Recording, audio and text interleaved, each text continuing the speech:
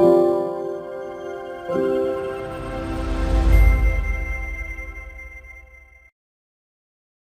very excited. I'm also, really excited about looking at how our learning solutions are positioned in the market and making sure all the things that we've spoken about, whether it's technology or diversity, equity, inclusion, and other things, that we actually translate a lot of that really effectively into how our members learn.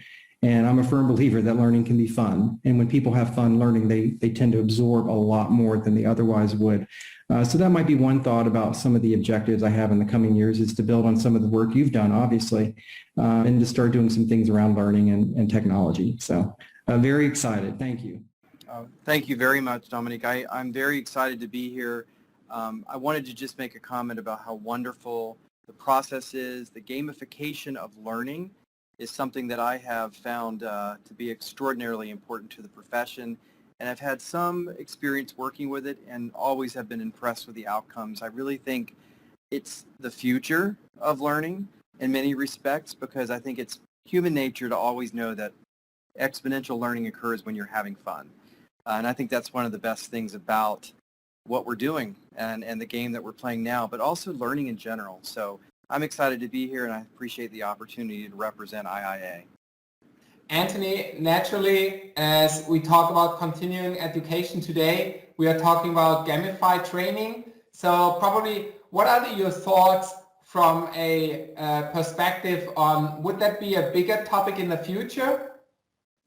The topic of gamification in general. I believe gamification really is the future of learning, and I believe it's obviously not just a prevalent thing for the internal auditing profession, but for every profession.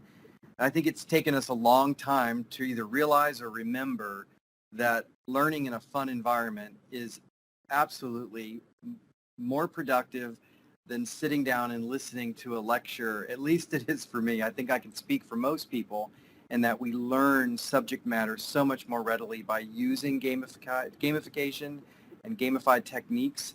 And I'm really looking forward to the future. I think the technology is finally catching up to where we need it to be so that this can become more mainstream. And this is a great example of that. So I do believe it's going to become more important. I believe it's going to be a very large trend. And just like the gaming market in general has been used for, name whatever video game you like the most, but as we start putting education in that environment, I think it's a win-win on every level. And I know personally it would be for me as I learn new concepts in this role. So yeah, it's very much a part of the future, and I think it's here to stay. Sounds great. And I think there is so much intrinsic motivation with gamification in there. If we think about, also about younger people probably, because I think this is a strategic object or goal that we are focusing to get also younger people attracted also from university. If I think back, as I was in university, I haven't heard so much about internal audit. And would this be a great opportunity also to attract younger people to get involved with the reputation of internal auditing? Oh, that's a great question. I think that's an emphatic yes. So if I can just look at my own son as an example of what happens when you put a young person into a gaming environment and give them all the tools to have fun, it is an absolute draw to younger people. And I think, younger people definitely, but also I believe, more mature audiences, let's say those that would be associated with the boomer generation or the X generation, but certainly Y and Z, as we see that's how they've grown up. And there is a tendency or a need for them to be familiar with the techniques being used, and they certainly would be, because that's what they're doing now for fun. So you're taking content and putting it into a fun environment that makes it familiar and recognizable. And I think that's going to make a tremendous difference. So yes, it's, I think, a huge draw to younger audiences. And I love that this is happening a little faster perhaps in our profession than I've seen in others. So I applaud that. The funny thing, or the more exciting topic, is on a 10-year track record, if we look back, we are always excited that probably Rainer has mentioned that also on social media in the last week, that Silver Liners has a 20% better performance on average than any other category who is taking part. And we were asking last time people, as you mentioned also, it's for not only for younger age, it's for every age really, because we are used to do gamification. And the topic probably on that serious business game, probably the silver liner takes it more serious to perform in such games. So do you think also it's not only something for younger people, it's also for people in the age 40 plus, 50 plus, something? Well, I can certainly speak for that demographic. And the answer is very much.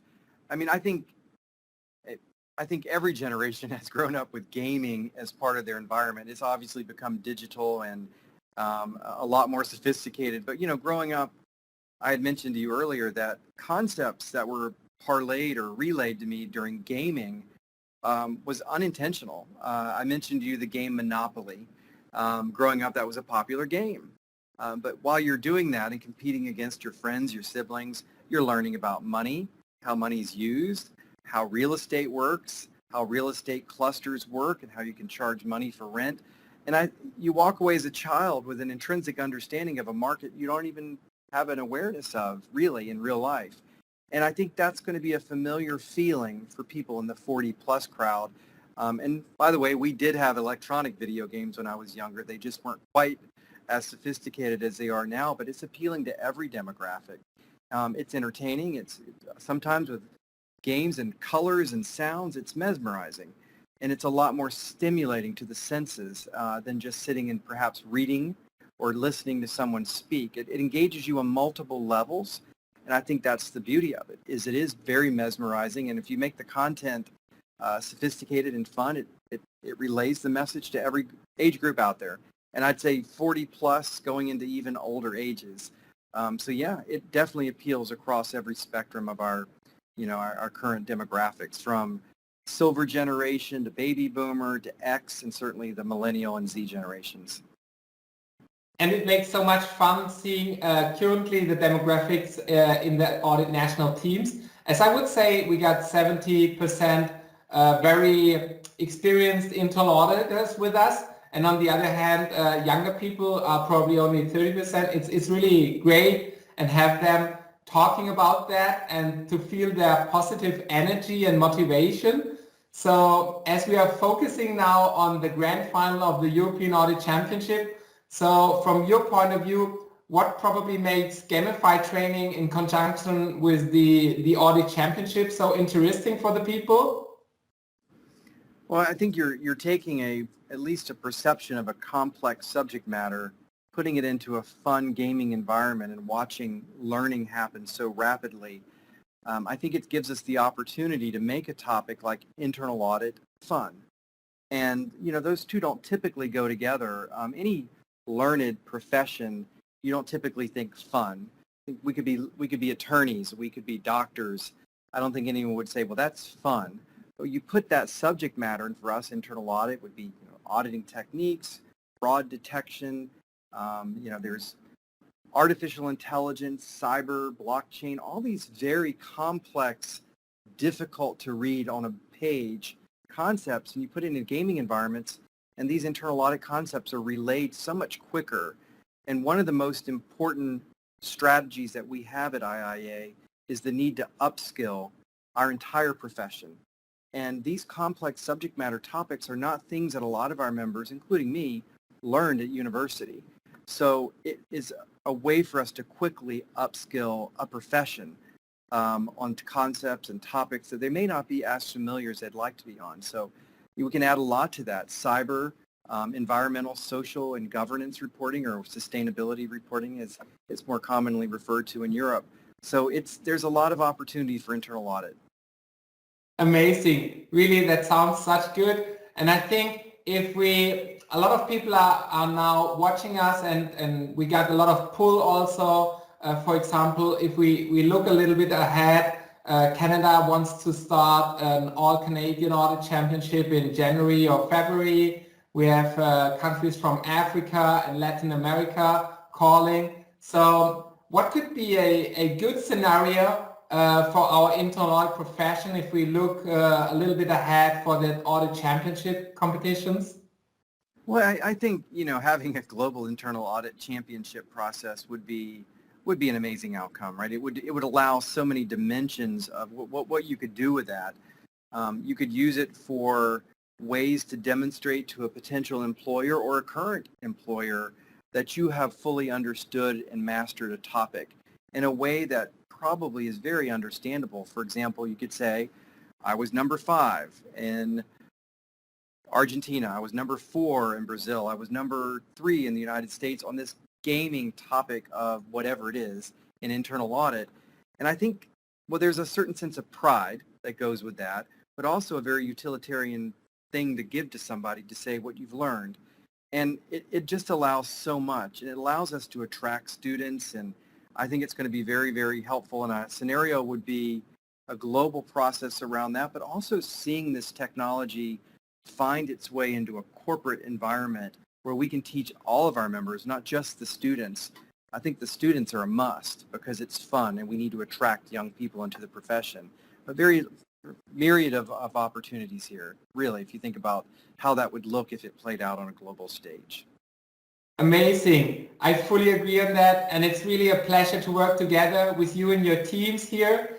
And as people are watching us probably and focusing now on the grand final, do you have a key message at the final part of our interview to them? I think, the topics that they're learning are critical to their careers. I think the best thing is have fun. If you don't think too much about how much fun you're having, you'll walk away with a wealth of knowledge. And it's really engage, enjoy, and to the winners to be, congratulations. Pleasure to have you here with us. And we are very much honored that you will do the award ceremony next Monday. We pretty much looking forward to see the competition, how it works, and to have you again with us on Monday evening. My pleasure. I look forward to it. Thank you.